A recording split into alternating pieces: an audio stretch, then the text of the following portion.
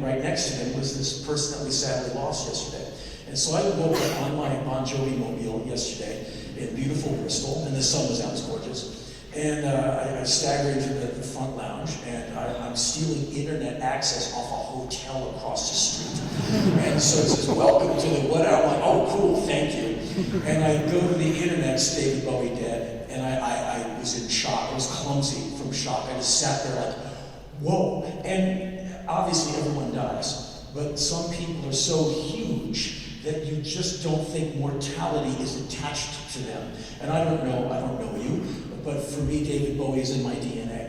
That music has been there for me ever since I was a young person, and it's some of the only music that ever spoke to me like this guy understands how screwed up I am, and he gets it. And I don't know the guy, but damn man, like many of you, I'm a fan.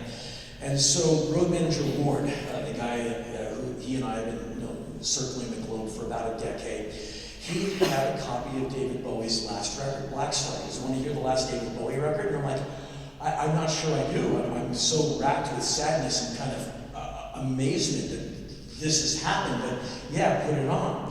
And I ended up listening to that record 3 times through yesterday. I cannot recommend an album standing here right now in January of 2016 more highly that you listen to, as hard as it will be for some of you to listen to. The lyrics are so intense. It's a guy basically saying goodbye, and this is the last thing I'm going to do, and I'm going to make it really good. I'm going to kick your ass, blow your mind, haunt you, and leave you just worshiping me as I go, and I'm going to be really brave about it. And the record is staggering.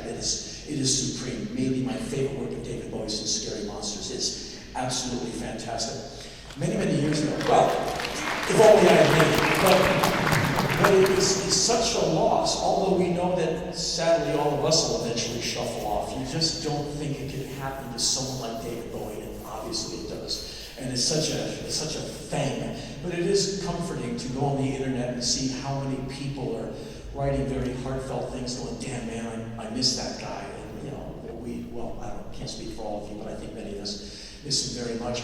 Many, many years ago, in 1997, I was on tour with my band, and we're, I think in Belgium, it's a massive festival. So of course we play at 10 a.m., no one sees us. And that night, the big deal is David Bowie. And I'm milling around, we can't get our bus out, so I have hundreds of hours to kill at this festival. So I'm just milling around, and hearing the caterwaul of bands in opposite stages all over the place. And David Bowie walks by me, I'm like, whoa, damn, I stand up straight. And I am not the type who introduces myself to people. I'm incredibly shy, and I don't want to be intrusive, so I'm not going to do anything. I'm just going to let the aura pass me by. And I'm like, damn, man, David Bowie, he's real. There he is. And I was just amazed. I was so happy just to watch him walk by. And he stops, and he turns, and he looks at me. He says, Rollins. And I ran towards him with my arm coming out. I'm like, David! And we shook hands. He said, have you had lunch yet? And I said, no, sir. He said, let's have lunch. I went, done. And so we take this long walk to the catering tent. And he said, you said something last month in a magazine I found very interesting, and proceeded to quote like half a page of me back to me. I'm like, I'm going, no. This is not happening. I said, you read my interviews? Oh, I read any interview that you do. You're fascinating. Last year, in a magazine in Berlin, you said this, and he quotes me again. I'm like, there's some traffic I can wander into. And as we keep walking, he says, when's your next book out? I'm like, you know I write books? He goes, yeah, I haven't read all of them, but I've read a few, and I find them really interesting. I'm like, shut up. And so we walked into the catering tent recently, and many of you have been around rock and roll all your life. Road crews, they're like Vikings, these sturdy men who do way too much work in a day. They're kind of amazing. Braided beards, piercings in their eyes. They're just jolly but hard because their work is insane. And they're all sitting there, drinking out of horns of mead, eating some fallen elk or something. And we walk in, and the whole place goes silent because it's David Bowie. And they're like, and David kind of smiles and says, carry on. And everyone kind of lightly applauds and goes back to their meal.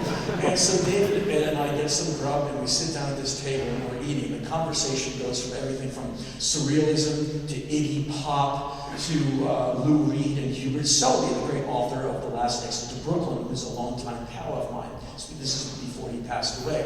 And I said, David, I want to do a project with Hubert Selby because he and I are in constant touch. We live down the street from each other.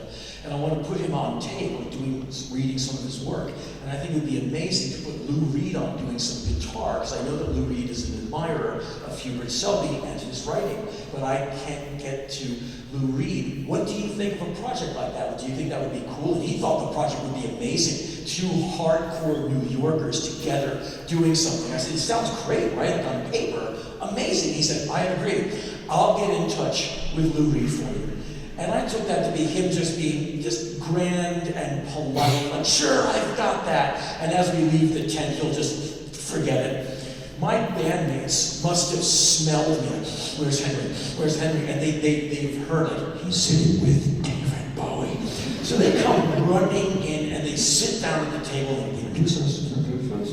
And I said, David, this is my bandmates, and they all, made the acquaintance with David. And David said, lads, I have to go. I have to put my face on. He had to go into makeup for the show. And so I went up to, he left, and I went up to his bodyguard, road manager, this massive man called Big Charlie. I said, Mr. Big Charlie, is it possible that my bandmates and I can watch the show from somewhere not out in front of like 25,000 people?